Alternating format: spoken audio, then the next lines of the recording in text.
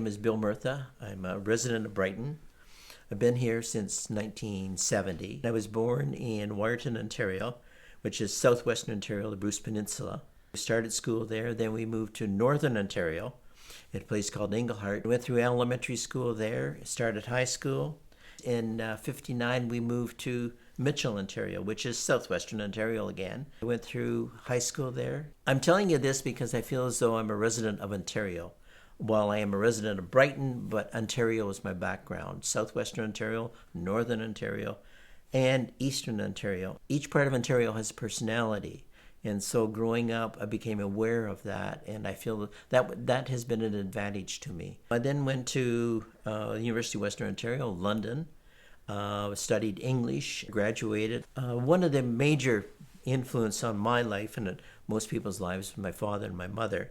My father went to University of Toronto in the 1920s, and he was there at the time when the Group of Seven was around. He was in a really exceptional class at St. Michael's College, the University of Toronto. He also spent a lot of his time writing, and that writing has been very influential on my life. That love of English, the love of ideas, especially the love of being able to express yourself has always been really important for him, and it was for me. So in 1970, I had taught for a year in the Ottawa Valley in Pembroke, and that's when I met my wife, Judy. Judy was in a class of nurses that was affiliated with Algonquin College at the time. So my first challenge, my first year teaching, was a class of nurses. That was a really positive experience for me, and daunting experience at times too. We met in 1970. We married a year later, 1971. Moved to Brighton finally in 1973, in the sense that we moved to Carmen Community, and that was a very, very welcoming experience because we met the Sharps and we met the Irelands, the Stewarts and the Morgans and the Wheatleys. It was a beautiful spot to be, living on Carmen Road. In 1976, we moved to Lawson Road, and in there we bought a house and lived there from 1976 until 2001. In Lawson Road, we met the Dutch community. I taught the Dutch immigrants that wanted to become more familiar with English. I taught in Brighton in the 1970s and the 1980s. ENS in the 70s and the 80s was reputed to be one of the top 10 high schools in Ontario, according to Alan King at Queen's University. The staff at ENSS was second to none. The departments there were some of the best departments in the province. 1972, the average teaching experience was 2 years, so we grew older together. One of the most enlightening experiences for me as a teacher was going to the Air Force Base in Trenton and teaching. We did it for a couple of years in the 1980s. With chemistry, geography, math, they weren't too bad because they were a little more black and white subjects. But with English, you got a gray area sometimes when you're dealing with English literature, and that it could be this, it could be that. Air Force people like to make decisions very quickly, and that's their job. So they became a little more frustrated with English. But these were the men that had left school in the 1950s. They're now in their 45 to 50 years old. They were retiring. They were looking at a second job. So that, when you're dealing with students, for me, to seeing the adult perspective of how we deal with students was really, really important. Very enlightening. I had to leave teaching 3 days before Christmas in 1989. I'm type 1 diabetic, and it has been one of the most significant factors in my life. I've been diabetic for 59 years. And in 1989, I realized that if I continued to teach, that the stress, the inability to cope physically with my diabetes every day would eventually take over. So I left teaching. in order to look after myself. A diabetic, if he gets a disability certificate through taxes, one of the conditions is that you have to look after yourself more than 2 hours every day. You have to figure out what's going on with your blood sugars. Some researchers figure that a diabetic makes 180 decisions a day. Anyway, I've been diabetic 59 years now, and in 2013, I received the 50-year medal from the Joslin Institute in Boston. It's part of Harvard.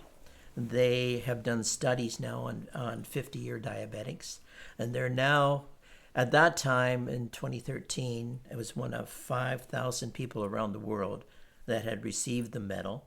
They're now giving 75-year medals and 80-year medals.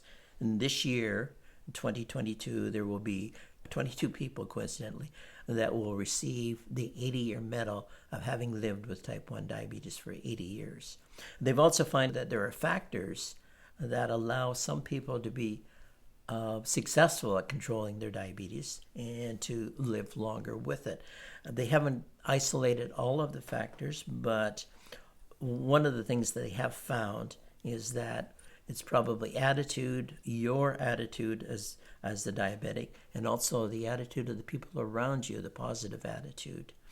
I came across an old report card, and that was given to me. One of the comments made on the report card, and this was back in the 50s, that I had, believe it or not, a sunny disposition. And it was, I think many ways it's the factor of that sunny disposition, the optimism that you have in your life that allows you to deal well with type 1 diabetes. I had left my job. I was 45 years old. Most of the people I knew were still working, and so that you have to cope with the diabetes, cope with the time that it takes to control it. So I learned how to be a house husband. My wife, Judy, was working full-time at community care. The kids were still going to school, and I would have time during the day. So diversions are really important. You have to focus on your diabetes, but you can't be obsessive about it. So I use the word slightly fastidious about it.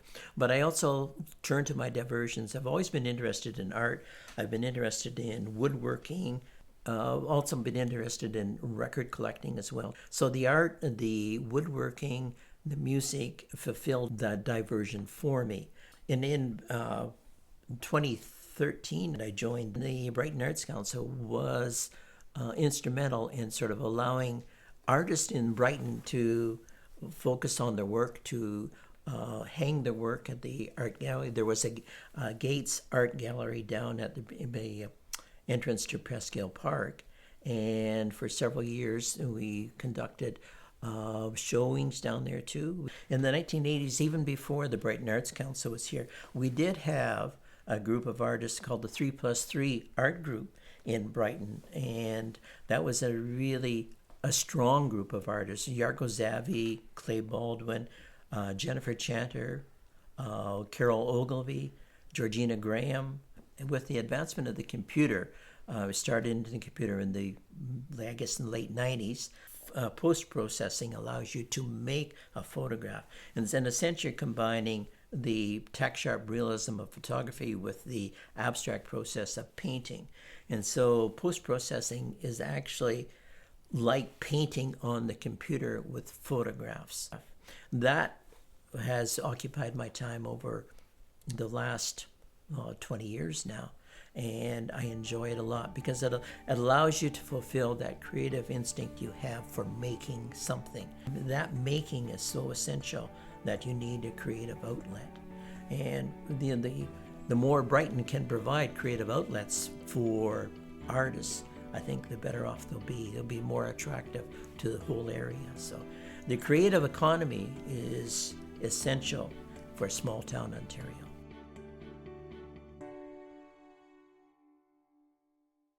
One of the factors I consider really important in small town living is the interconnectedness that you find in a small town. You can find that in the city as well, but in a small town it's very important in that Over the years, you start to establish relationships that go on and on. I've been involved with many of the students in the high school. I now meet them on the street as grandparents. My wife was involved with the volunteer aspect of community care, and she still sees many of her former clients. In an odd way, the interconnectedness of a small town is illustrated for me with my woodworking. Downstairs, I have a record cabinet that I built. And in the 1980s, there used to be an old carriage shed on the main street of Brighton. The actual carriage shed that's probably was there maybe 100 years is now part of my record cabinet, is downstairs. It's sort of a literal and a figurative way in which you can see the interdependence, the interconnection of your community, not just in the people, but in the actual things that surround you in this community. That's the Brighton I Remember.